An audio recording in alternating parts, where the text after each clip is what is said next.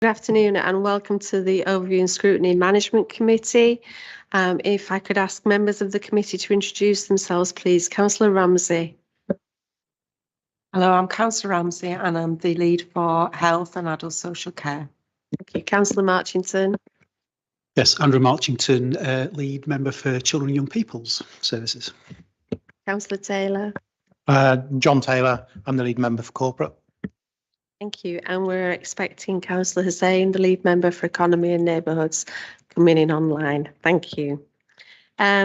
Minutes of the previous meeting. The minutes of the previous meeting are there for approval. Are they approved as the correct record? Yeah. Take that as a yes. A couple of updates on the items. The Inclusive Communities Framework, that was agreed by Council on the 13th of July. And the Corporate Safeguarding Policy, that was approved and adopted by Council also on the 13th of July. And the Net Zero Assessment for Kirklees is now on the Council's website, and the Economy and Neighbourhoods panel will scrutinise the Climate Change Action Plan prior to submission to Cabinet. Are there any other matters arising from the minutes? No? Okay, thank you very much. Are there any interests that anybody wishes to declare?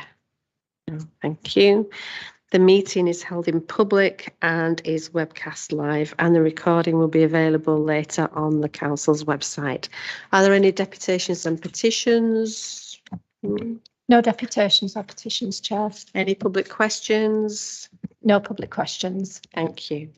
Right, the first item of business, we welcome Councillor Pandor, Leader of the Council, to the meeting, and Jackie, the Chief Executive.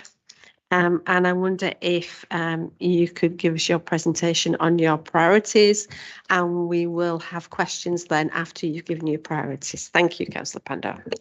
Thank you, Chair, and thank you, panel members, for giving me the opportunity to come and share with you my priorities. The presentation that's in front of you, we will try and get it emailed over, unless you've already had it. I've got 5 slides, and hopefully I won't take too long, but I'll try and cover as much detail as I can. Before I start, just a bit of introduction. We've got a very clear mandate, and we developed a very clear vision. But having a mandate and a vision doesn't mean anything unless you've got a plan. The plan is very much in place now, and the key thing now is for delivery in terms of what we need to do. But what we can't afford to do is go back into austerity mode. Austerity took a lot of energy and a lot of capacity out of the organisation. And just as we were coming out, we went into the pandemic, and we've got the cost of living crisis at the moment. And it's very, very critical that the council does everything it can. At the same time, we need to be realistic that the council has not got the answers to the many, many problems we face. It needs to be a true partnership between government and local government across the piece. And that's why it's very, very important that the recovery and the investment budget we've developed still keeps pace and track of how we move forward. The next 1 to 5 years will be critical in terms of the scene that we are seeing, and it's very, very important that we actually develop our public realm. We set standards around health, wealth and opportunities, and my administration offers a few things which I'll go on to in terms of the next slide. To make sure that we invest, we need to make sure that we do take the local economy very, very seriously, and we do plan for the infrastructure to address the problems that we have had for many, many years. And that includes tackling the cost of living crisis. Our residents will look up at us to start that process, and we owe it to future generations. We can't keep on going back and saying we can't do that, we can't do this. We need to become a can-do organisation. And a few examples, we've got the Huddersfield Town Centre Master Plan, we've got the Dewsbury Blueprint, and we also invested in our towns and villages and naming Batley, Cleckheaton and Home Firth. We've also got some big schemes that are being developed around major road, rail and active travel, on top of the £10 million investment that we're putting in our local road network. And just to give you the scale of the problem, we've got £165 million backlog in unclassified roads, and if you add all the other stuff, it goes over 260 million quid. So that 10 million quid, it's a start, but it's not going to make a big dent. But we need to make sure that we keep on building capacity to deliver that. And at the same time, we need to make sure that we connect our communities, we build our communities to make sure that we develop a competitive economy. Inclusion, next slide. Inclusion, you've heard me talking about this many, many times, and I'm sure we all have our own interpretation about what inclusion means, but it means that we need to make sure that everybody benefits to the successes that we have within the council. And it's everybody's cup of tea, and it's everybody's agenda, and it's integral to what this council does. To give you a few examples, employment and skills, we need to make sure that we provide opportunities that lift out young and old and everybody else in between out of poverty. We've also developed energy advice for insulating 3,000 homes and providing that advice to many of our private and council and private tenants. At the same time, we've seen an increase in complex cases through our customer and exchange services. Our Community Plus is doing some fantastic work in terms of supporting directly for some of the most vulnerable residents in our communities, and we're doing that through working with the voluntary and community sector. And I saw Jackie on the weekend, the fantastic what you're doing with your Dewsbury Community Club, and that's just an example. But we've got many across Kirklees that are doing some fantastic work. We've also developed the council tax reduction schemes that help those most in need, and inclusive council services is something that we need to actually drill down on and start to develop further. Children's services a few years ago were in a very bad state. Luckily, we're not there anymore, but we are now continuing our journey to become excellent. That includes making sure that we develop our children, our parents, and the wider school system to make sure that no child gets left behind, and we raise standards. And one of the things that we keep on talking about is excluded children. One child being excluded and one child not being given the opportunity is one child too many. And what we're trying to do is we're trying to approach a zero tolerance toward excluded kids. I know it's always challenging, but we need to do everything we can to make sure that child stays in the system. We need to become a listening council, and within our tenants and resident associations, we've done some great work in terms of making sure that the tenants have got a good quality home. At the same time, they've got good environment they work within and live within. And at the same time, the services that are offered to them are the best services we can provide. NHS has gone through major changes recently in July. We're working with our Health and Wellbeing Board, and inequalities and healthy lives is a must. We've heard for years that people are living longer. Great stuff, but we need to actually make sure that people live longer and they get that quality of life as well. Innovation is inevitable. Those of us who have been in local government for years, we know that this is something that is always challenging. We can't just rearrange the deck chairs. We need to actually transform. It can't be transactional. We need to adapt to change. One of the examples I can give you is climate emergency. We're developing a program to green our fleet. All our vehicles, we're trying to move them to electric vehicles. We've got a program of planting trees, and we're developing an environmental strategy which will come to this council and the Scrutiny Committee as well in the very near future. Social value and infrastructure is very important, and all the big programs that we are delivering, we need to make sure that there's social value built in them. An example of that is to actually try and get local people to make sure that they get employed in the construction industries and construction firms that will delivering our programs. Councillors are at the heart of everything we do. Place-based working is so important, and this has been something that we've been trying to grapple for many years since I've been a councillor. But we just need to make sure that we carry on innovating at that local level with our councillors. We've got a record of innovation in this council, many examples during austerity. For example, co-location. Recently, we bought in the Almo backing. That's actually going through a major transformation journey. IT, an example was very recently, a couple of years ago, Meetings like this weren't possible, but we innovated, and now we've got hybrid meetings, and also we are actually making sure that the hybrid working continues, where we can actually save money, not just from a council's point of view, but save money from our workforce point of view as well.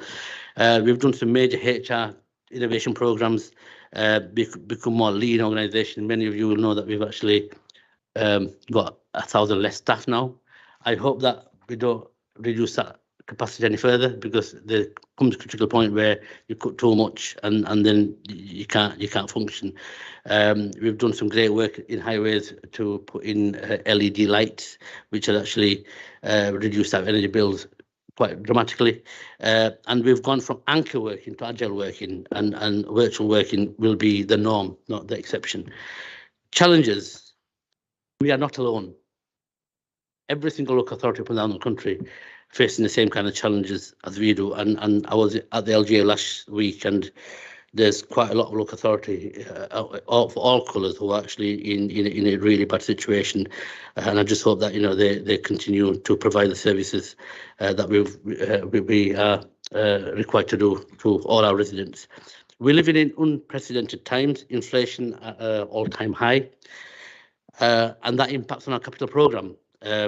But we've got a very good Section 151 officer who's actually managing to ensure that, you know, we carry on being in the green. The cost of living is also having a massive impact on inequalities. And one of the things I keep on banging on about is when we were in the middle of the pandemic, we were talking about health inequalities and light being shone on all the inequalities that we talked about, and everybody's saying, yeah, we cannot go back to that situation again. But we see all too often that when we go into a crisis, the ones that are the most vulnerable actually get left behind, and that's something that we cannot afford to do. There's also issues around long-term impact of COVID-19, and again, that's going to be a challenging area. Very recently, we heard that the NHS is actually at an even worse crisis situation, because I used to work in the NHS a few years ago, and I thought it was a crisis situation then, but it's actually worse than that. There's 62,000 staff vacancies, from doctors, nurses to allied healthcare professionals, and that means that the remaining staff that are there actually have even more difficulty in delivering. And obviously, because of our systems and our processes and our health, adult social care and children's services rely on NHS as well, it puts another burden on us. The complexities around demand is forever getting more complex, around special education needs, adult social care, and even customer and exchequer services, where people are coming with cases. They're so complex that it takes a lot of time and a lot of energy to sort out the individual cases. What we are doing also as an LGA, Local Government Association, is we are arguing for a long-term financial settlement. And we need a long-term settlement for both adult social care and children's services. So that's a quick update in terms of where we are and my priorities. I'd be happy to take questions, Chair. Thank you. Okay, thank you. And Steve, I must apologise, I forgot to introduce yourself as well. Right, okay, so I'll open it up to questions, but first of all, what are the priorities on a West Yorkshire level, Councillor Pandor? How are you feeding in from Kirklees into the West Yorkshire discussions? What sort of work is happening there that you're involved with? Just to give us a full picture how Kirklees is fitting in with the wider picture. Yeah, so we've got the West Yorkshire Mayor, who was elected a couple of years ago, and she's doing some fantastic work. And one of the problems we're having is a lot of the devolution money that's coming through, we are still having problems in trying to actually bid for stuff and jump through all these hoops. And the most recent round of levelling up, we put 4 bids in. And one of the things that we found very early doors was the portal wasn't opened. So as a combined authority, with the mayoral combined authorities, we actually asked the government that, I said, actually, we've done all the work and we need to actually get these bids in. So that was good news that they opened the portal. Doing work on employment skills, business, climate emergency, transport, big infrastructure schemes that we're delivering through the combined authority. And obviously, our education budget, that's massive programme that we're delivering. And more recently, the UK Shared Prosperity Fund, that's all been agreed. But one of the things is that we've been given the responsibility with high expectations, but with less money. But we will try our best. The other thing is that, you know, the money through the UK Shared Prosperity Fund has got to be spent in years. So again, that's already putting some pressures and demands on what we're trying to do. Thank you. Okay, thank you. I'll open it up for questions then. Who wants to go first? Councillor Marchington. Yeah, thank you, Shabir, for your presentation. You mentioned about increasing numbers of complex SEND cases, so that's obviously a priority for you. So what, you know, in terms of your an innovative approach to dealing with that, how are you going to lead on that? How are you going to push that forward? What's your response to that, please? Yeah, it's Councillor Viv Kendrick who actually leads on this, so she knows a lot more details than I do. What I can do is I can actually get some information over to you, and if need be, I can ask Councillor Kendrick to contact you because I don't have the detail. And if I knew the detail, right, yeah, you know, then I won't need Viv, but I'll get the detail over. Andrew, thanks. I've got a number of questions, and that they are really for you, Shabir, rather than for your cabinet members. And they're just in the order that I've written them down, so there's no logic to my order. I apologise, and it just follows from your discussion. The first one that worries me, I mean, you talk about major transport improvements, which I can see why you would see that's a positive. However, as a council, we don't have a transport strategy. Surely you should have a strategy first to inform what improvements you plan to make, because otherwise you could end up spending lots of money, and then when you actually put a strategy together, find that all the bits of the jigsaw don't match up.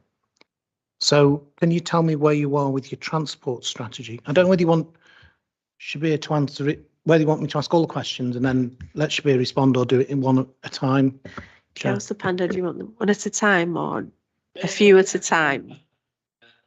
In terms of transport, I don't think you were around, John, but when Jackie was head of highways, our capital programme at that moment in time was a lot more than what we have at the moment. And then what happened was things got cut and cut and cut, and then it got shifted towards the West Yorkshire Combined Authority and the LEP, and what happened was money started to go back in there. Now, quite rightly, I think what the government did was they actually said that, well, if you want to tap into the money, we have to actually go to the West Yorkshire Combined Authority. So we have got a strategy and we have got a plan, but unfortunately, what we have to do is we have to draw a lot of that money down from the Combined Authority. In terms of our own capital programme, the policy we've adopted is if we do have a strategy that's based on needs, space, vulnerabilities, traffic flow, then a lot of the councillors would not be happy with what that brought out, because if it's purely based on needs and a complex set of data, then some of the areas would not get that investment.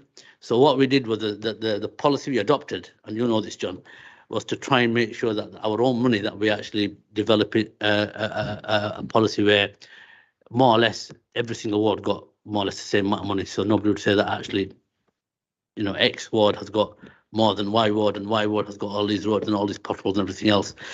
So it's a very, very complex situation. But the transport strategy that exists actually does exist at a West Yorkshire level. And that's what we have to work within. So, do you want to come back? Because I'm Sorry, Shabir, I don't think you've actually answered the question. I didn't ask you where the money came from. I didn't ask you about what happens in West Yorkshire.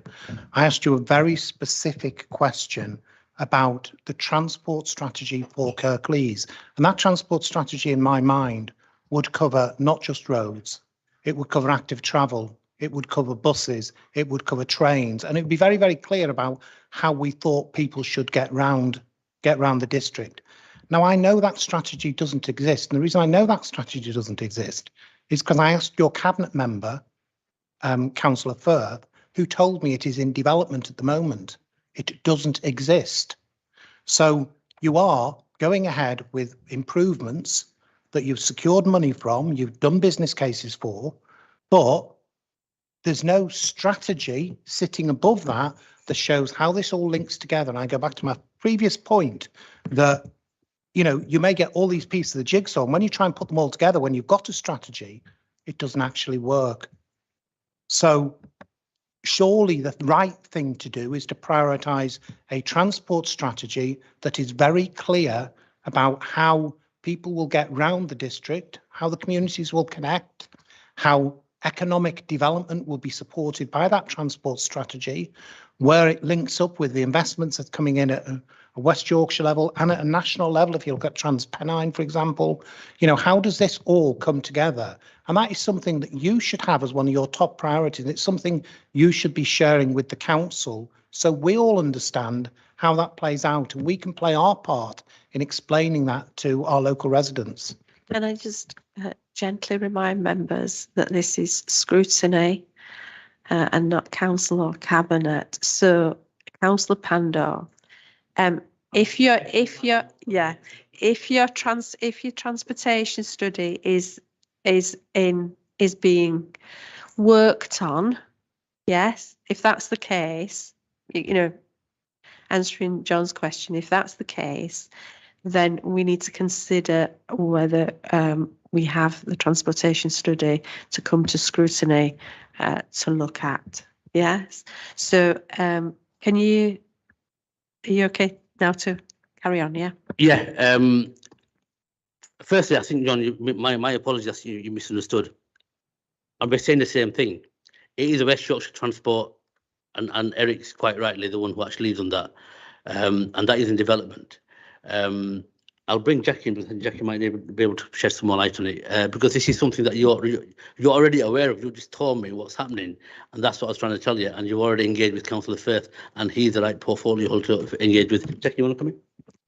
So just to pick up on Councillor Pandor's point, there is a West Yorkshire level, a West Yorkshire transport strategy that does all the things that you described, Councillor Taylor. I think, and we've got a pre-existing Kirklees transport vision.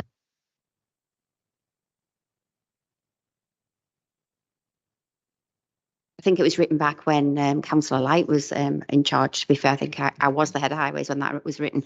But we have recognised that tying into the West Yorkshire one in isolation doesn't sort out some of the transport issues, particularly for the south of the borough. And so that's why Councillor Firth is leading on the development of a Kirklees transport strategy that look towards 2030, 2035. So the point I made is a valid point, that we're pushing ahead with transport improvements without that strategic framework about how in Kirklees we're going to support our residents in getting around. Yep. I wouldn't say that was without a strategic framework. I think what we're saying is it could be better and could be further improved. But we've certainly, on the schemes that we've got identified, they all fit within the West Yorkshire Transport Strategy. Okay. So can I make a suggestion then that we discuss later on about, Sheila will take it up about the transportation strategy and where that fits into scrutiny work programmes. Okay. Yeah, but one more and then I'll bring Councillor Ramsey in. So the second one is, I hear what's said, and I obviously know all of the background to the investments in Huddersfield and Dewsbury and Heckmondwike, etc. You haven't talked about anything that will support improvements for the other villages and communities in Kirklees. So where do they figure in your priorities? Very good question. We were hoping to actually start building the capital programs further, but quite rightly, what you've said, John, is we need to pause and reflect, and obviously, you know, you had a different view in terms of looking at the capital program again, reviewing it. We're not going to review it, because by reviewing it means that you're actually going to cut it. We have a plan at the moment. That's what we can afford. As soon as our Section 151 officer says that actually you can increase your borrowing, you can increase your capacity, then we could in future years develop other schemes in other towns and villages. Can I just, I think the small centres programme, wasn't that 10 million? And there was a certain portion of it that was assigned to 4 centres, Batley, Cleckheaton, Holmfirth, Hetmond-Wyke. Yeah.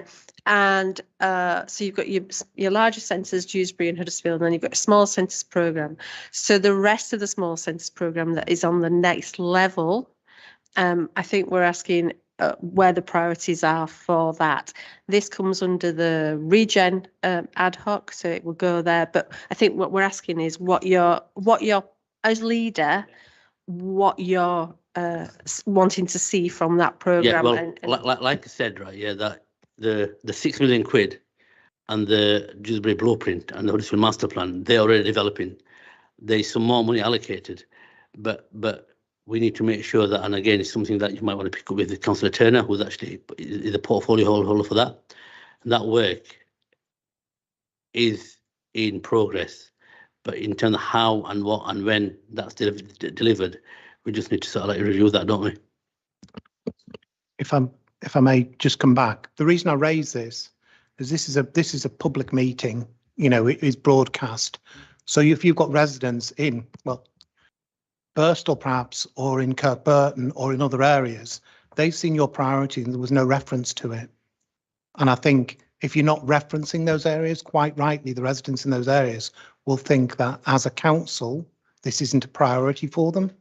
So perhaps it's just a reflection that you need to make sure that when you talk about inclusion, it includes all communities and you don't exclude communities and you talk about certain ones, because that potentially leads people to think there's no support for other communities, and that probably isn't a message any of us want to get out there.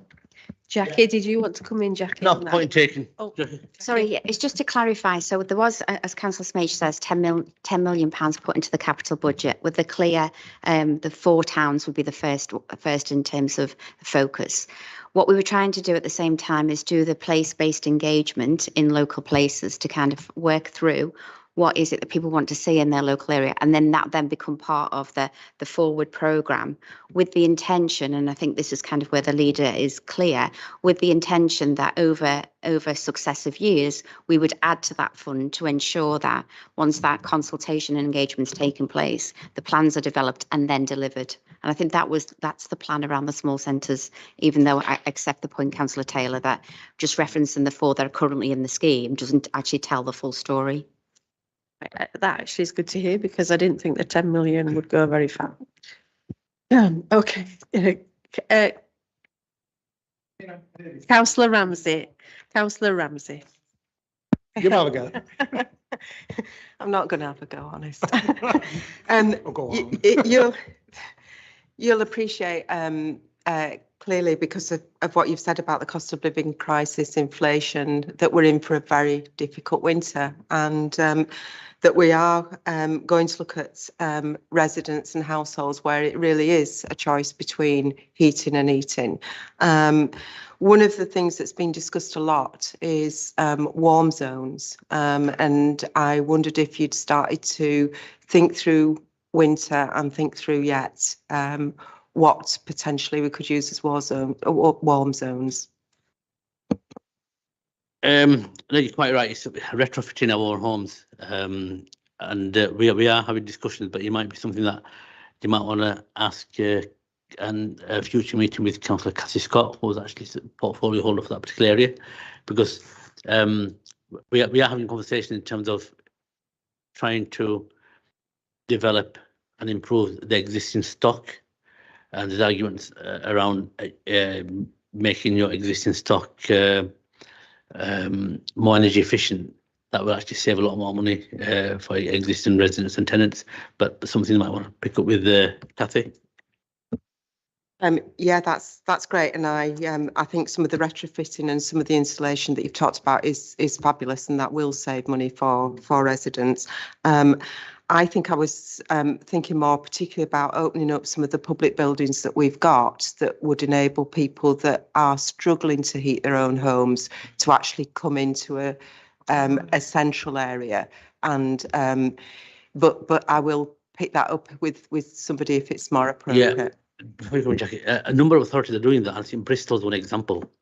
And I was actually with Marvin last week, and I was just asking him how's it going, and he's saying that it's a good idea, but it's very, very early doors.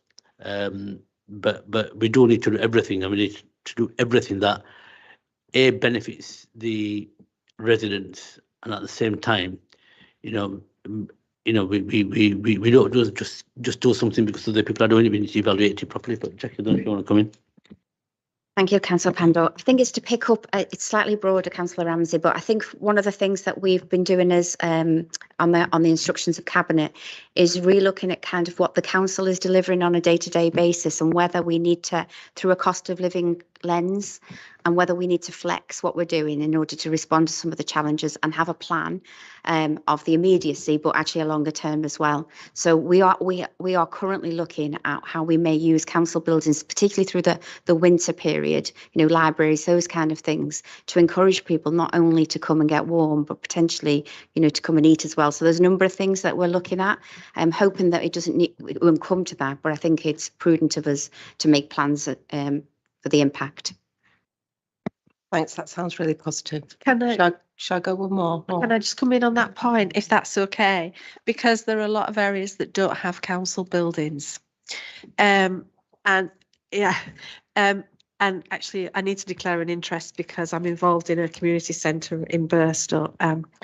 But obviously the community centres also, as you say, libraries will hopefully provide a valuable service during the winter.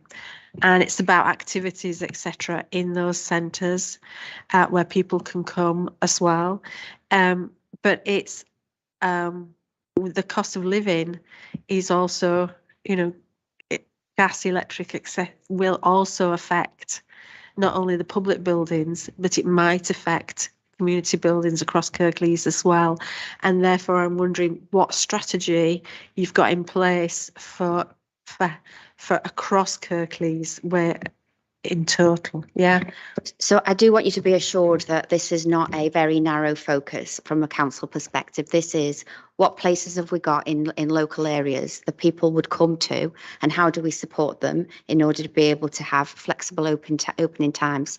We're linking in with the work of children's and adults, particularly around how we might support families in those spaces. So it probably is worth having a conversation more broadly about what's the cost of living response of the councils identify, because there's an awful lot of work behind the scenes. Can I just come in on that point? Just one other thought that's triggered in my mind probably to think about as well is some of our staff that are working from home now might want to come back into work more often. So have we got the capacity for them all to come back? And then just finally on the point about the use of community buildings and the cost of living crisis is something we're planning on looking at through the corporate scrutiny as well. And so we're looking at, use of community buildings and how they can be used to support. So I think for me, there's an element of, we said, didn't we, that as we came out of COVID, we needed to really reconsider what does the council need to look like going forward. And actually, we need to do that in a world where we've got a cost of living crisis as well. So I think for me, this ties into what I describe as place-based working, which is what's happening in local places. How do we ensure that we've got the right activity and people are feeling comfortable and ready to access the services that we've got, and to put services out to the people rather than and to the places rather than centralise everything. One of the things that Council Cabinet have asked for is to really understand the cost of living crisis on the impact of staff, particularly because we already know that mileage rates are not keeping abreast through the winter. I think you're right, Councillor Taylor. I think more people will want to come back into the office, and so we're now trying to work with. We've started a series of staff engagement sessions to try to work out what the new operating model of the council is going to look like in order to tie all of this together. Thank you. Councillor Ramsey, you had another question. Yes, it was about workforce. You said already that the workforce of the council is reduced by 1,000, and clearly we understand the backdrop to that and why we've had to get to that. I suppose it's about our ability to deliver and whether or not you think that we've got particular risks in particular areas with recruitment, and just picking up on that. Our capacity to deliver, we're getting better. Over recent years, we've actually put money back into services, but the problem we have is recruitment and selection. And obviously, with the 2 years of the pandemic, it's actually had a toll on our staff. And there was a report that went to personnel committee. I can resend it regarding what the risks are. In terms of our social workers, a few years ago, we were, especially children's social workers, we were using a lot of agency staff. So the focus at that time was to actually make sure that develop our own, and we now have very few, if any, education and social workers who are contracted to us. You know, we've got our own staff. In terms of the environmental services like highways, planning, refuse collection, you know, the front-facing services, I still think that there's an issue around capacity there. And what we're trying to do is we actually competing in an already shrinking market with other local authorities. What we don't want to do is, you know, start to increase the salaries, because that don't solve the problem for anybody. So Deborah Lucas, she's developing a HR framework with our other local partners. Maybe Jackie might want to come in terms of some of the detail. But this is why I said that with the cost of living crisis, what we can't do is turn a tap off. Because when you turn a tap off and you actually start to take out resources from the budget, it doesn't really do anything in terms of once you start coming out the cost of living crisis in terms of recovery. So unless the Section 151 officers, and Jackie says to me, should be able to do this and curtail back, we have to continue delivering. And at the same time, when I say delivering, we need to put them frontline staff back in who can actually respond to the residents. On the back of that, demand is increasing, resources are diminishing, and there's more complexity in the system. But Jackie, I don't know if you want to add anything. So I certainly think that there are issues currently with some of the technical areas that we're really struggling actually, and certainly as we've come out of COVID and people have wanted to invest more in, which is a great thing, but actually we're all competing for the same technical kind of skills. So there's a definite issue there. I strongly believe that you have to create the conditions for people to be able to do a good job, and if you do that, then your retention tends to stay positive, and we've demonstrated that through children's particularly. I think one of the challenges that we've got is, you know, and I think even at a national level, people are accepting that post-COVID, people are making different choices. So, and one of the conversations we've had with personnel committee is, we're no longer in charge of this in terms of being able to say this is the kind of thing that we want. It's very much about how flexible can we be to accommodate the skills that we need. So there is a big plan behind that that's underwritten by the people strategy, but it's certainly something that's on our risk register, that as demand goes up and retention becomes more of an issue, if we're not careful, we'll end up in a situation where we actually won't be able to deliver services. So it's something we've definitely got in view, and each of the individual services has got a plan around how do they ensure that they've got the capacity and the capability to deliver the services they need to. Okay. Councillor Marchington. Yeah, thanks, Shabir. Yeah, Shabir, I mean, you will be pleased to know there are no agency staff working in children's social services when that's a deliberate policy. So that's the case, and we've corroborated that through scrutiny work. I mean, you talked about growing your own, and I think that's interesting. I mean, what initiatives are you aware of that are taking place to grow staff, particularly within children's social services? Or are you aware of anything that's happening in that area?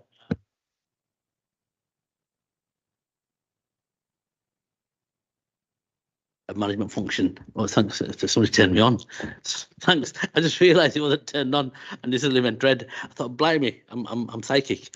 But anyway, in terms of the social workers, the structure that we had in place before wasn't really providing that progression.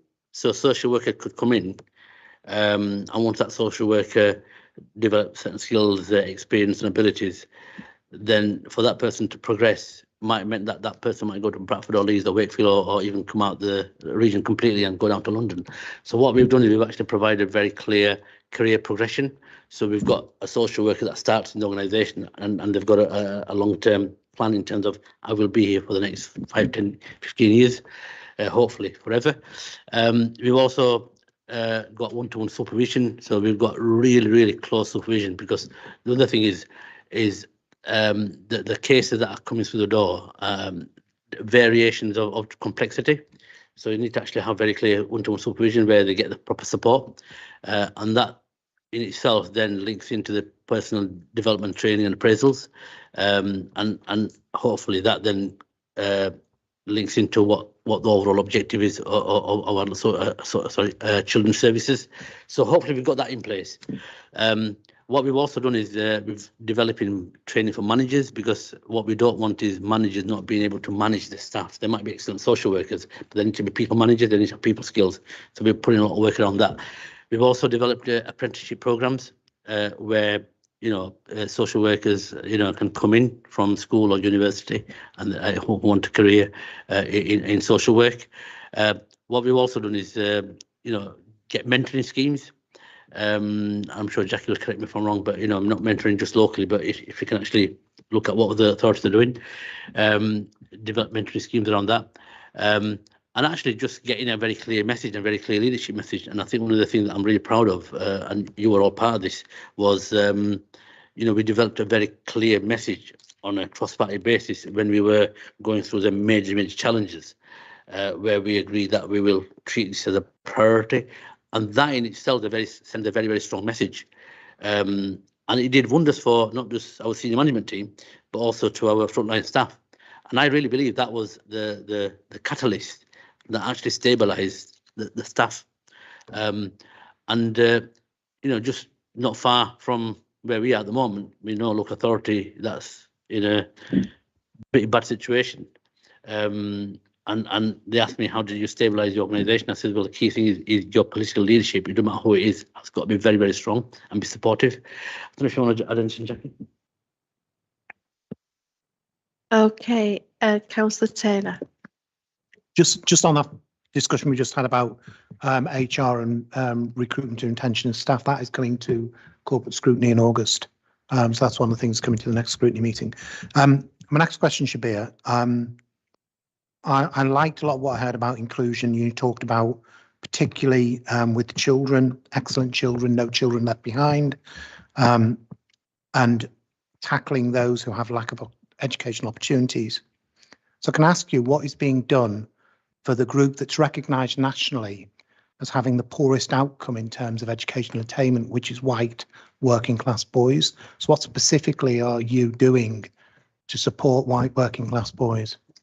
You might disagree, Andrew, but there is evidence, and national evidence of that. That's a very specific question, right? Yeah. So what I will do is I'll get back to you on that, because I don't want to say something that I don't have the full details about, but I will get back to you, or maybe Carol and Viv can, have a future scrutiny meeting through. Okay.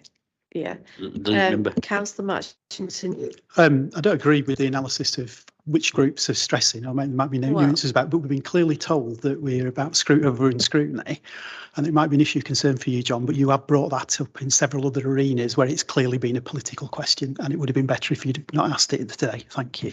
So can we ask, can we ask that the information is sent through on the different groups, how you what your aims are for education attainment in the across different communities and different ages, etc. Okay, I think if we had a broad spectrum of information, that would help. I think as Children's Scrutiny been looking at this as well, educational attainment. Yeah, it's one of our key priorities, has been for a while. We're looking at it again, looking at longitudinal studies, and particularly groups who might not have access to the opportunities they don't want to look at otherwise. So we're looking at a wide range of groups and the impacts on them, and we're not excluding any groups from that particular focus. Councillor Smith, it might be just worth, I'm sure that Councillor Marchington, you're picking this up, aren't you? The Kirklees Futures strategy, where they've got an action plan around how are they, the whole range of things that they're doing to help support educational attainment. It might be worth bringing a report back either to Children's Scrutiny or here, but I think there's definitely there's an awful lot of work going on behind the scenes. It's a regular part of our work programme. It's one of the key things. We're getting reports back from the various panel boards where this has been looked at. So it comes back through. Yeah. Okay, can I ask a question then? I'm going to change the subject a little bit, but can I ask the question?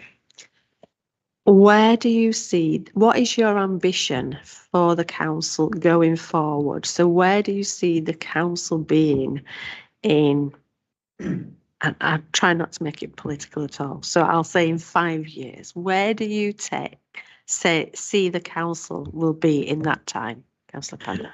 Okay, yeah, I would have liked to have seen the cultural heart delivered in 5 years. Also, a lot of the plan that we put in place for the Dewsbury plan, so quite a lot of that to have been delivered. The 4 level bids that we've put into government, all assuming that they're all successful, well on our way to delivering them, including the Penistone line, because that will open up so many opportunities that it'll actually just open a separate city region, not just Manchester City region or the Yorkshire City region, but also the Sheffield City region. We would have made a lot of progress on all our capital schemes in terms of the roads and highways, and hopefully we'll get people saying that actually the roads are improving, should be, and we are seeing a real impact. The other thing is, hopefully become at some point within that 5 years to become Council of the Year.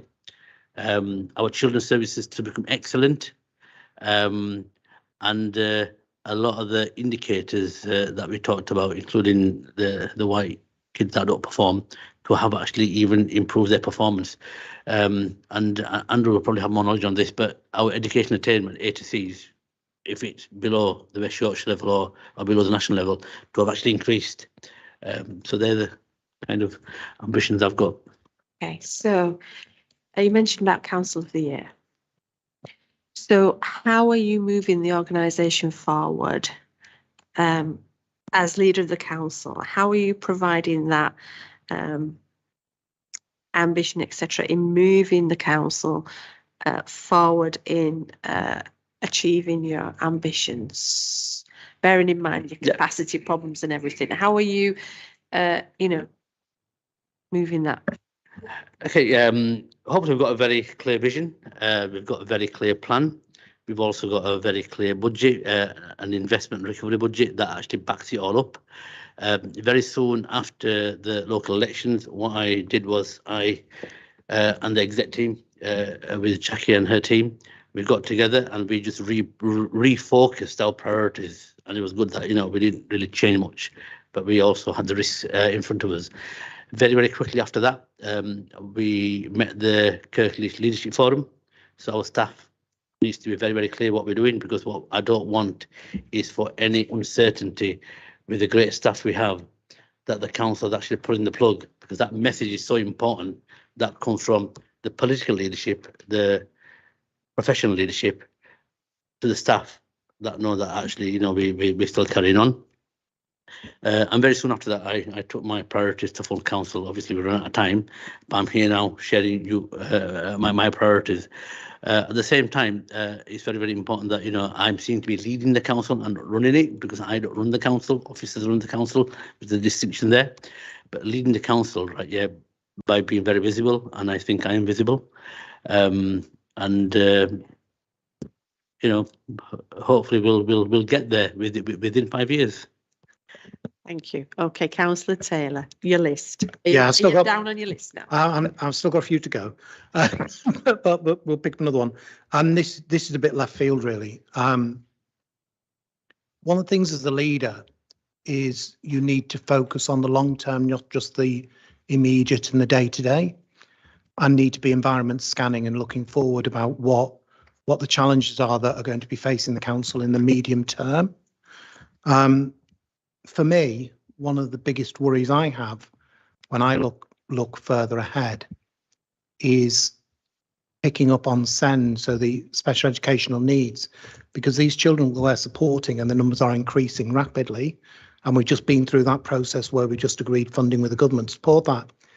They will be moving into adult social care in the future years, and they will need support there. So what is the council doing to do that, looking ahead, to make sure that we don't get to a crisis in adult social care in a few years' time, because these children are progressing through into adulthood rather than being supported in the way that they are through the school system? I'll get that from a LGA stroke finance point of view, and then you can then let us know what we're doing in terms of operationally and management wise. But adult social care is in a crisis at the moment. We know that, and the LGA as a collective is still banging the drum around that. But it's not just adult social care. Also, there's a big funding gap around children's services. And to be honest with you, our jobs are even more harder now because with what's happening nationally, internationally, and all the pressures on us, it's like a moving feast. So I'm always forever environment scanning. I'm always forever talking to my colleagues at local level, national level, and also the work I do beyond that. But in terms of the specifics around SEN, Jackie, can I pass it on to you? Yeah.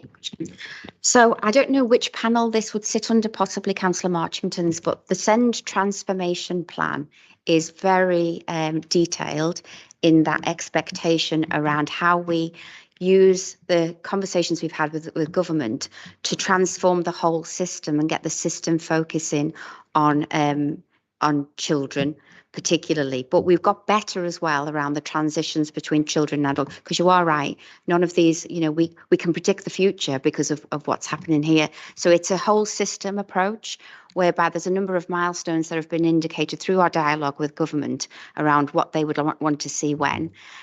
What that has resulted in is the service, particularly children's services, doing almost a child by child analysis of the things that we could do to improve, and then working with the school system and the whole and a whole range of partners. So I just want to give you assurance. I know I've said this quite a lot today, but there is an awful lot of work behind the scenes already going on this for the reasons that you've suggested, Councillor Taylor. Thank you. I think there's also, just before you come back, John, I think there's also a slight crossover into adults and health as well. And so we're coordinating and that as Scrutiny. Okay. So that was my point, actually. I understand the bit about SEND and the support and the plan for schools. It's in 15 years' time, in 10 years' time, when they're all adults, have we got the capacity there? And are we doing the thinking and the planning now? Because it's no good thinking about it in 10 or 15 years' time. And that might be something that sits in adult and social care. Yeah, we've got a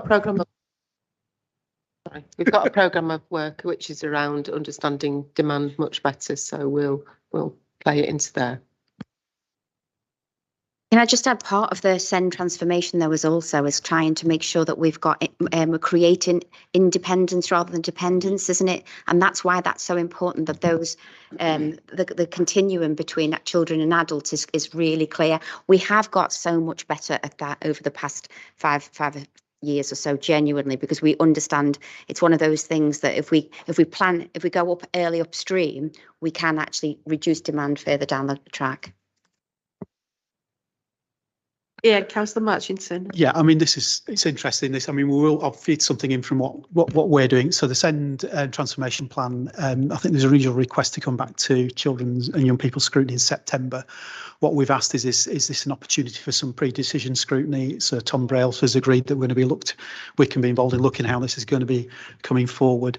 What we've already picked up, again from our engagement, particularly with PCAM, which is the group that's supporting parent and carers of children with special educational needs, is they have a concern about what happens for children when the post 60, when they stop, about what happens, and we will be looking.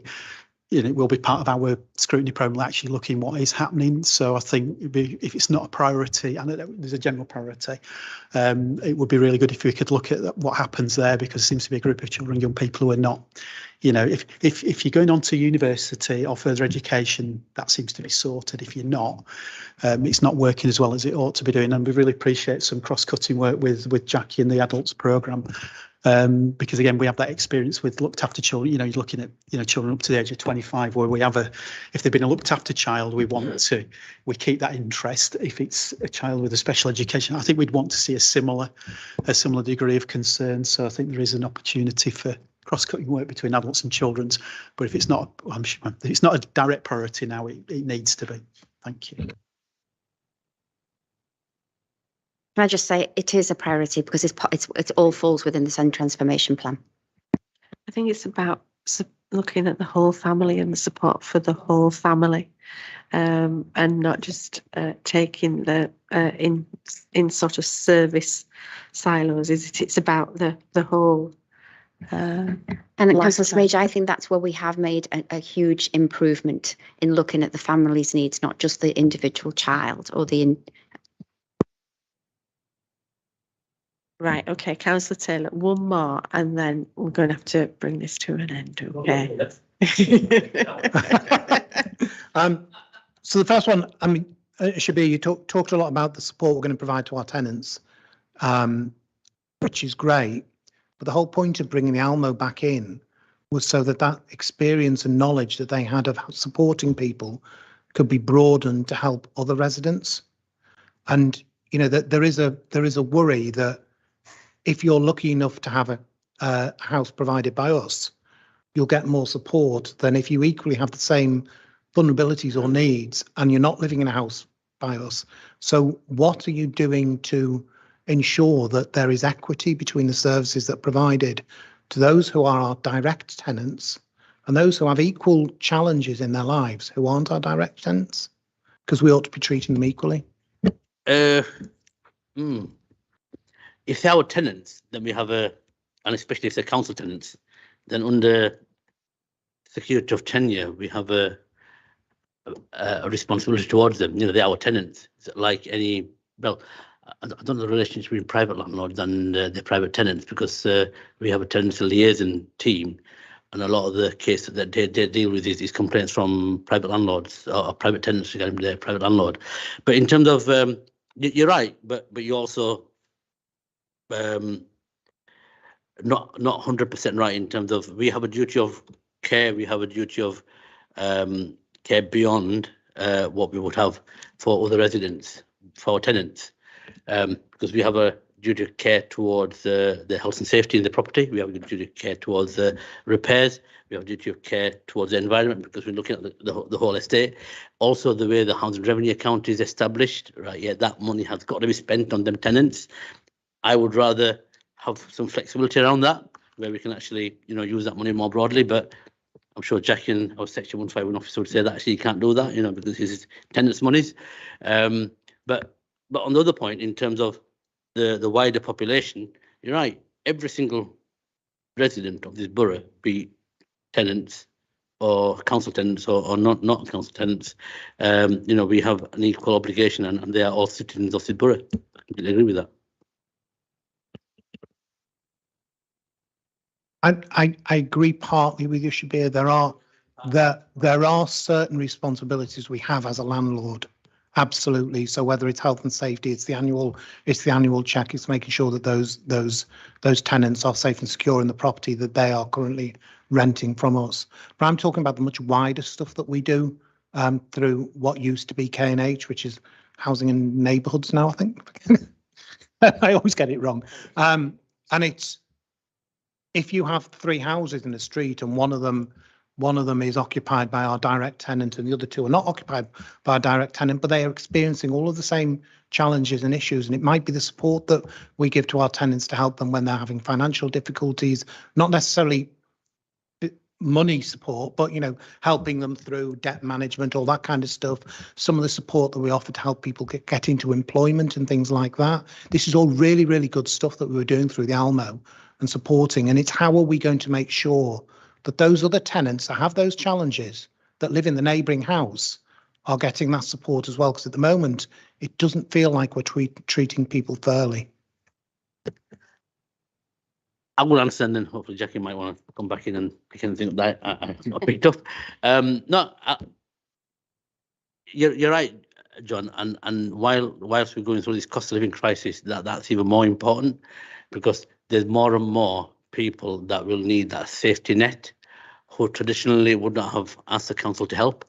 I'll just give you an example, and I got some figures here this morning. We've helped 68,000 individuals, 38,000 households, and 16,000 young people, children, pre cost of living crisis and post cost of living crisis, and that demand actually increasing.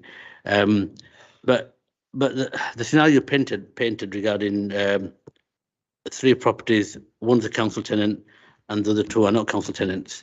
I'm assuming that we'll need to look at the individual themselves, because just because that person is a council tenant, they might not need help. They might be both working. They might be paying for rent.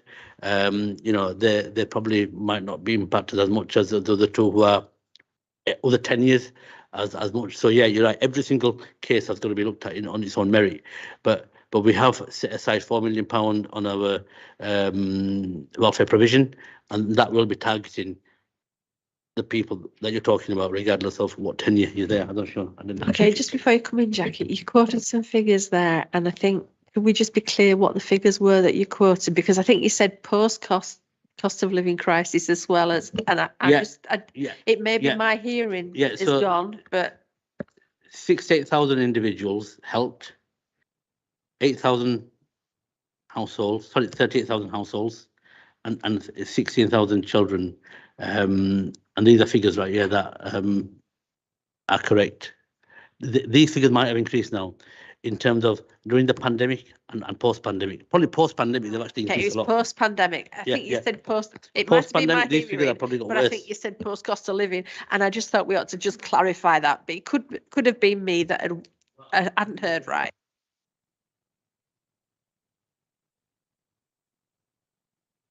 So I think it's just to pick up your point, Councillor Taylor, about when what was K&H came in back to the council, it was very much appreciated that actually staff there would have a different skill base to the staff within the council, and there was an opportunity to mutually share some of those skills, and that particularly the work that they were doing around tenants on local estates was, very impressive. So I think where we've moved, and I think we have moved since they've come in-house, very much into a space of actually, this isn't about the tenure that you've got, it's about the relationship the council wants to have with its local residents, and comes back to my point about the importance of place-based working, about recognising what do people want in their local places, and how does the council facilitate that by working with people. And I think what we've managed to do through the restorative approach is expand that.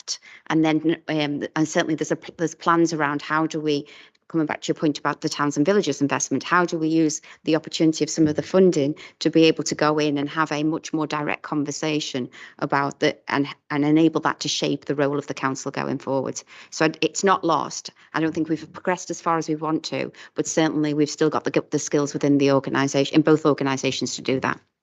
Okay, thanks. I think we need to draw this to a close then now. Sorry, Councillor Taylor, but we do need to draw this to a close. I think certainly the Economy and Neighbourhoods panel can pick up more about the work that we're doing to support tenants.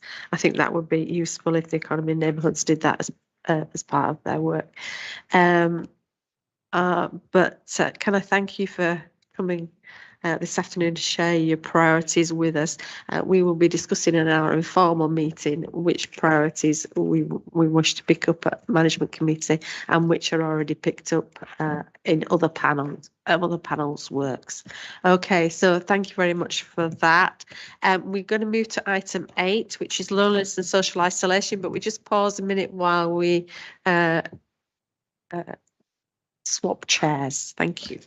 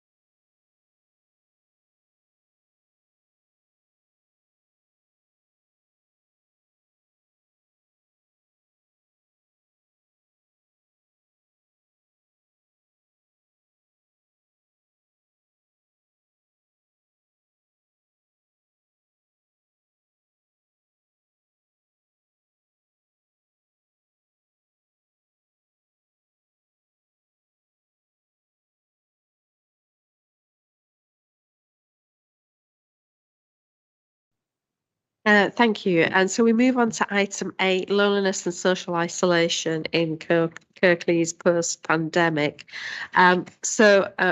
If you want to introduce the report, then we can ask questions. If you could introduce yourselves before we go on to the report. Thank you. Good afternoon. So I'm Carol Gilchrist and I'm Head of Local Integrated Partnerships. Good afternoon, I'm Helen Gilchrist and I'm Project Manager in Local Integrated Partnerships.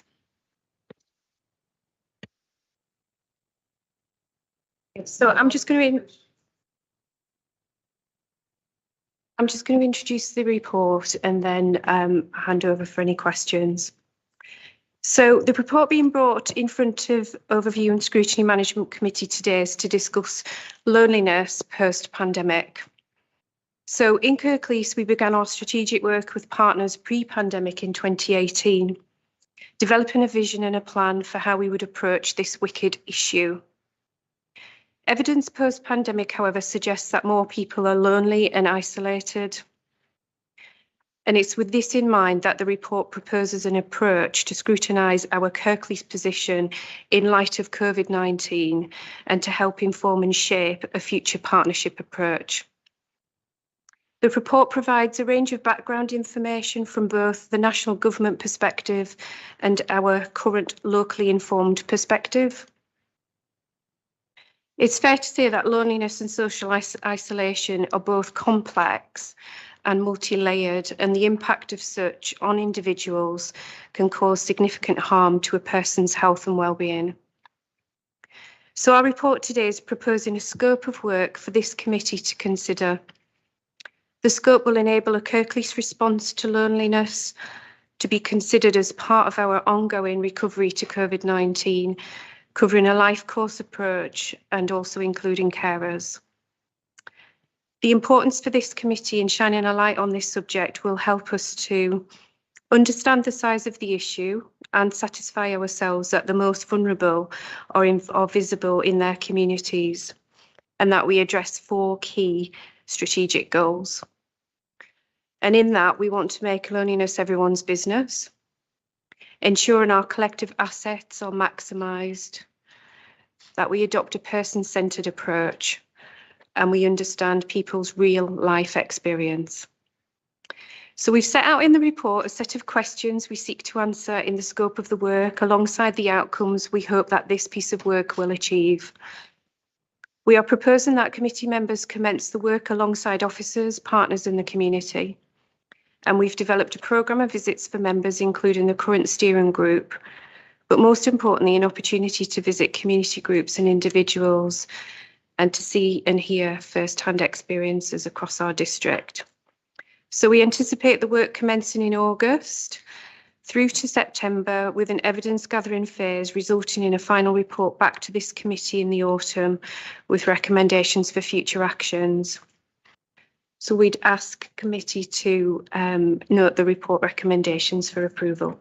Thank you. I think it will be for the committee to decide its timelines. Okay. All right. So can I open it up to, has anybody got any questions on this item, on the scope of the item for the work that we're going to undertake? Councillor Taylor. I'll just start with a very simple but very difficult question. The experiences I've found, it's difficult to find lonely people, because by the very definition, people who are socially isolated are least visible. So how do we propose to find the lonely people?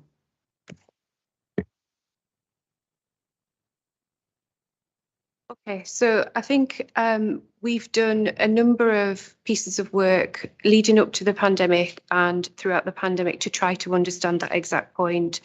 And there are many groups, voluntary sector organisations, and work that we do across this local authority where we reach out to people who may be perceived to be lonely and isolated. And that can be through information we receive from from health services, for example. So we work really closely with our colleagues in primary care. Some of the work we do through social prescribing, where people are going into a local doctor's surgery, for example, who may well be lonely and isolated, and they are made a referral through to our social prescribers, who then work with those individuals to help them get connected back into the community. So I think it's a fair point. We won't know all of the people who are lonely and isolated. We have done a lot of work to try and address some of this through some of the work that as described in the report. But we also hope by, and it says we've covered in the report that we don't know the size and the scale, and we're hoping that this piece of work, if taken on board, we will reach out and discover where the gaps are across our district. Yeah, and this is just from personal experience of trying to reach isolated and lonely people post-pandemic. We tried to engage with the health service. We wanted to deliver Easter eggs to all of the people who were lonely in the community, and they told us because of GDPR they couldn't share any data with us. And we even offered to give them the Easter eggs so they could deliver them, but they weren't willing to do that either. So have you encountered problems with that sharing of information? Because there will be some partners that have information, but if they're then not sharing that information for GDPR reasons, it kind of makes it a little bit more difficult. I just wonder whether you'd come across that problem as well. No, well, I haven't come across that problem. Certainly in the work that we've been doing across local integrated partnerships. We have considered it, though, whilst putting this report together, whether that actually would indeed become an issue. But what we felt was the practical aspect of what we're proposing in the report, in going out and seeing people face to face, then GDPR wouldn't become an issue, because you would be talking to those people directly, as opposed to being asked to, a referral being made on to be able to have that conversation. So we wouldn't necessarily be sharing people's personal details, because the people in question would be there in front of us. And I just, because we have come across this before in Scrutiny, GDPR problems, and it was under the mental health ad hoc that we undertook, and it was about referrals. And it was the referrals that if somebody went through the, this was when we did it, so I'm not saying it is now, but when we did the scrutiny, if you went through the single point of contact for mental health support, then there were GDPR problems about referring to community groups, direct, etc. And so I think the point that's been raised about how do referrals go to different community groups who are out there to help is quite valid in actual fact. And so have you had any feedback from your discussions that there have been problems with GDPR and referrals? So I think from our point of view, when we're talking about social prescribing, we do have a mechanism in place because our staff are embedded into primary care, and we use systems, healthcare systems. Then when we do that referral onwards, it isn't an issue for us. And then we also, when we're referring an individual, a patient, into a community group, we go with that person. So it isn't a paper referral, if you like. We often go and along to the first session with the individual for a number of reasons, but the main one is because often people don't feel confident, so we support them with it. But I do suspect this process will flag up some of those issues for us to address. That could be something to ask the groups, when we go visit, how they feel.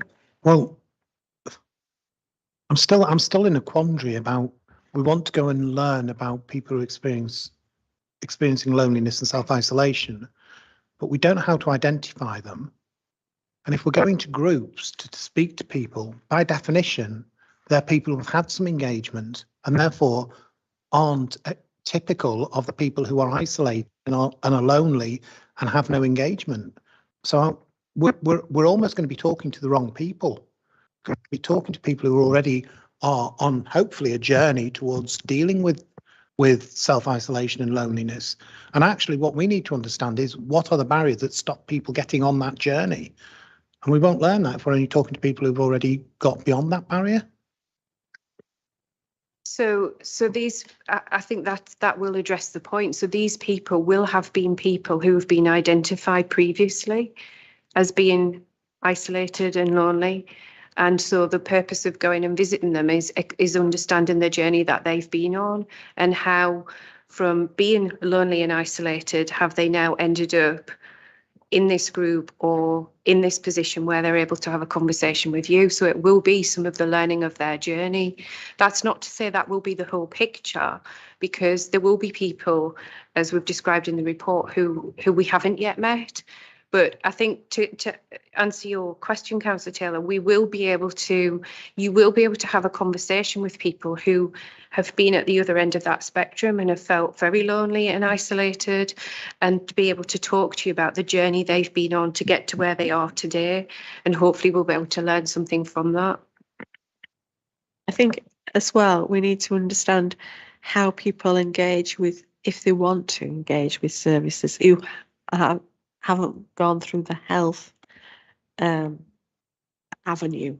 You know what I mean? How do they know that there's something out there to help them? So, and have confidence, yeah. And I know Community Plus does quite a bit of work on that. But how do people first engage with that if they wish? How do they know where to go for help? I think that could be something we could look at. So, Councillor Ramsey.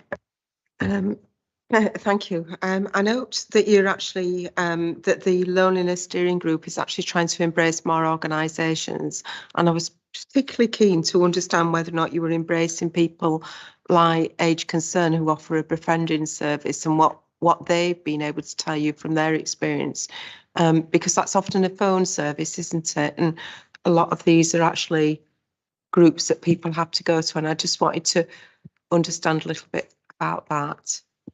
Got some more though, please. Hi. And just to answer that, the original steering group that was set up was had representation from what was the Befriending Partnership, and Age UK, Coaldale and Kirklees were on that, and we still have a representation through YCC, which is Yorkshire Children's Centre, on there that represent the Befriending Partnership. And we did a review during COVID of kind of the various befriending responses to find out about the learning through the pandemic, speaking to both services, volunteers and people receiving the services. So they are represented on that group at the moment. And can you just expand on what learning you got, please? Yeah, there was in fact, I could share the report with you later if you like, but there was all sorts of things like there was such a wide variety of offers that kind of grew during the pandemic that to respond to need, formal offers, more long-term offers. Sustainability was something that was picked up as a big issue for organisations. There's quite a lot of them, community organisations, and they struggle with short-term funding. So that was a key issue. More collaboration. What they learned from the pandemic as well was actually telephone befriending was actually a real surprise. It actually worked quite well. They managed to recruit a lot of volunteers because it was a more flexible way to volunteer during the pandemic. So what was recommended really is for people to kind of absorb that into their offers, to offer both a telephone support offer as well as a face-to-face offer, and have a more blended approach in the future. There was lots of learning across organisations around safeguarding and things like that. Some organisations had very well developed offers and some were new offers, and they were learning how to set up policies and procedures, and generally just around collaborating more across organisations. So there's a piece of work to try and move that on a bit really post-pandemic really, because it was a struggle to keep that going during the pandemic. So they're hoping to kind of bring that together a bit more and get more organisations involved in working together and collaborating. That's a lot of learning from an organisational perspective. What learning did we get from individuals that actually were supported or not through that kind of? Sure. The learning was really positive from the users that we spoke to. They talked about a whole range of different positive outcomes that they received from it, whether it was reducing isolation or whether it was just having someone different to brighten the day when they were bored during the pandemic, you know, giving that opportunity to sort of speak to somebody. Some people reported improved sleep. Some people talked about it was great to have a confident somebody not involved in the family to talk to separately. A whole range of things really. So it was generally positive. Some of them did miss the face-to-face stuff. And for some people it was more a case of it's great having the telephone offer, but actually I really would like to have the face-to-face. But most people welcomed the face-to-face offer. Thank you.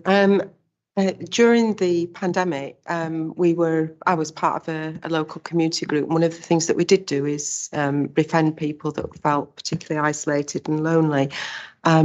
That workload has gone down significantly. People have accessed groups. So if they were isolated and lonely, they're now either back with family or they've got those connections. Have we got any real feel about what the baseline level of loneliness is? Because I think I'm with John that when I look at some of these groups that I know that some people that are attending will have been those that were particularly lonely during COVID and have now met that need. Yeah, so I think we're hoping that some of this work will help give us that understanding, because we also believe that there is a number of people who pre-pandemic weren't lonely who are now as a result of a number of different issues, personal issues that you know has come about as a result of the pandemic. We also know from service delivery that a number of people who had previously volunteered through the pandemic haven't gone back to volunteering, and we're certainly from a library service point of view, we're experiencing that and looking into how we might affect change around that, because the numbers of volunteers have massively reduced. So, you know, having a campaign, for example, to try and increase the volunteering. But I think we're talking about different I guess the population groups are slightly different from what they were pre-pandemic, during the pandemic, and as we're coming out into recovery. You know, we've seen examples of where people have had, for example, long COVID, who pre-pandemic were not lonely, and as a result of what they've experienced are now. So I think that's what we're talking about when we're talking about it's really complex and multi-layered. Some of the work that we're proposing will hopefully highlight some of those issues. Yeah, and I think it's also important the learning and the work that we understand how that's been taken forward for people who may now be facing a lot of costs in going places and in actual fact exacerbate the problems as well. So yeah, okay. Did you have another question, Councillor Ramsey? Councillor Marchington, did you have any points you wish to raise? No. Okay. Councillor Taylor, if you no, okay. Okay, that's fine. Thank you. So, we're looking for some to come into management committee again in September. And I'm looking at the page 14 of our papers, page 4 of your report, if you've only got your report, and the different scopes. And I'm wondering, Helen, if we could, Sheila and I, we could have a conversation with you as to how those fit together for several pieces of work coming to the committee over a few meetings. All right. I mean, I've split them up. I've got the first 3 bullet points as one, the next 2 as 2, and the next 3 as 3. But I think if we have that conversation as to how we work that effectively, I think that would be very useful to do. Okay, and then we can see the packages of work that need to come at different times to the panel, and we're going to discuss in our informal meeting about the visits. Okay. All right. Okay, so thank you very much for that. We will be taking this piece of work forward. Yes. Is that agreed to take it forward? Yeah, you okay with it? Yeah. Yeah. And I think we will want to to understand what the steering group as well has been involved in and how you're expanding that and how that is going to operate in the future. Okay, as well. All right. Yeah, Helen? I think that's just going to be really helpful to get your feedback on that as well. Yeah. Because we've been reviewing it recently and actually, yeah, open to any ideas and suggestions. All right, thanks so much for your time today. Thank you. Right, moving swiftly on then to Kirklees Scrutiny work programmes. So all the panels have been busy putting their work programmes together for this municipal year.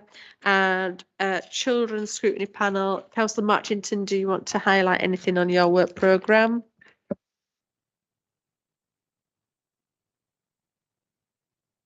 Thank you, Jack. Yeah, I think most things will be familiar. We have taken on board what you'd asked us to do about pre-decision scrutiny and really been proactive about that. And I think there's at least a couple, the SEND transformation plan, we knew that there was something else that came up at the last panel, so that's going to be going on. The visits have gone really well in terms of corroboration of information we're going to get through. We're getting back on panel and we've been following up. So again, the question asked to the leader of council about children's social workers, and again, that was a corroboration of information we already knew. So I think that's a really good way to go. We're working our way through feedback from panel because a lot of scrutiny work going on, scrutinisation, particularly performance management going on elsewhere. We're trying really hard not to duplicate it. So I think we've got a better and more interesting dynamic with corporate parenting board, which is where the whole a group of councillors is scrutinising that work on behalf of us. And what we're developing there is how we feed back that back into the scrutiny process. So, and again, I think the big thing this year is the children's white paper. So we're really keen to see how the council is responding to and implementing that. And again, I'd really like to see scrutiny being built into that and observing some of the processes that are going on. So I think that's part of that. I'll just finish up with the. Yeah, I'm just trying to, page 31, educational and learning outcomes is key. We think there's been a bit of pause on the data set because of COVID, but this point about long-term longitudinal information about what is happening across the borough. I mean, certainly some of the questions that Jackie asked as a member of the panel last year around ethnicity, we are pushing for a data set that gives us information that's useful, and that covers all, covers all of that. And what's going through my mind now in light of questions have been asking about poverty and income is clearly, those factors, what influence that's on education and what the local authority can do about it. But there's significant things outside our control, which are beyond the scope of scrutiny. I think we do need a really good way of saying this is what the local authority can do, but actually what pressure can we put on behalf of our children and young people to make sure that everybody's doing what they can be doing. But I think that's a work in progress, and but the structure is in place to make sure that happens over the long term. Thank you. Thank you. Yeah, how can the local authority lead? How can the local authority lead the way on that? Yeah, and bring other people in. Yeah. Yeah, and again, there's interesting thing about with academies, multi-academy trusts. Fewer schools actually directly. Fewer community schools, and it is influencing, and we will be keeping an eye on how the local authority are asking questions about how they're doing that. Okay, thank you. And yes, I've asked that all panels allow space for pre-decision scrutiny because we need to be able to respond to items that come in so that we can have that consideration before they go to cabinet. So the corporate scrutiny panel, Councillor Taylor.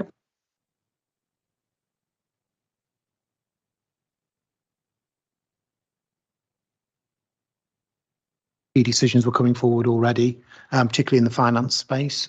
So we did that work with Eamon before the meeting, so we had a clear steer on when we wanted things to come through.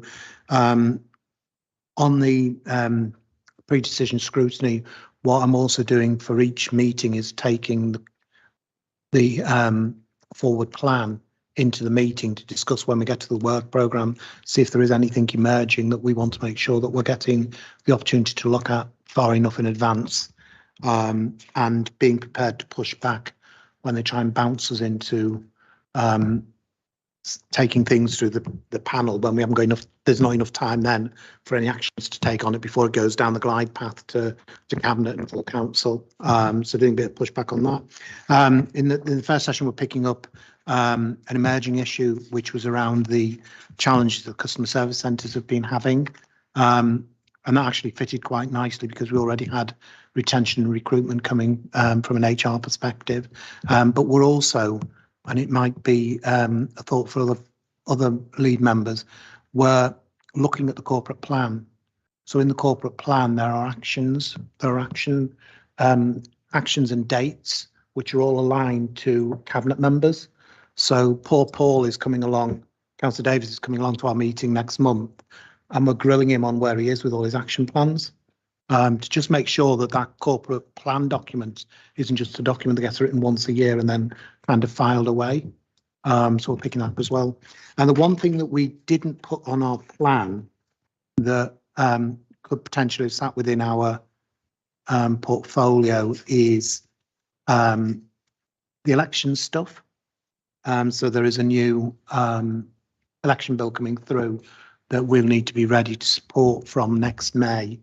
But that's been picked up through the Democracy Commission. So there was an element of we'll end up looking at it in two places. So we decided to put that on the plan. Thank you. Economy and Neighbourhoods, unfortunately, as Councillor Sane has not been able to join us this afternoon. So Health and Adult Social Care, Councillor Ramsey. Thank you very much. Well, our plan is pretty much set now. Obviously, we have got room to pick things up as they come up, and we will do so. And I think you know about one of the issues that we've already picked up. It's a difficult scrutiny panel in that there are so many partner agencies involved, and so some of what we're scheduled to do is to look at things when it's appropriate for them as well as us. So you know that needs to be borne in mind.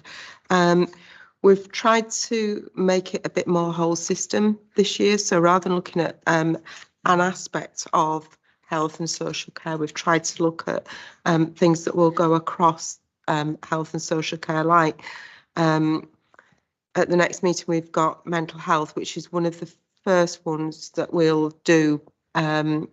But that's a little bit more specific, whereas unplanned care is a genuinely whole system approach that comes in September along with maternity. We've chosen some golden threads for each of us to remember exactly what we're expecting from our colleagues when they come, but we have to bear in mind that we are asking partner organisations to be held accountable in these forums. So it's genuine negotiation that's taking place. Okay. All right, thank you ever so much for that. So I think it's management committee need to agree those work programmes for the different panels. So is everybody all right with all of the work programmes? Yeah, and it's good that we've got some space for things that they may come up, so that scrutiny can be fleet of foot where necessary. Okay, thank you ever so much, everybody. That will conclude our formal meeting. The panel will now move into an informal session. Thank you.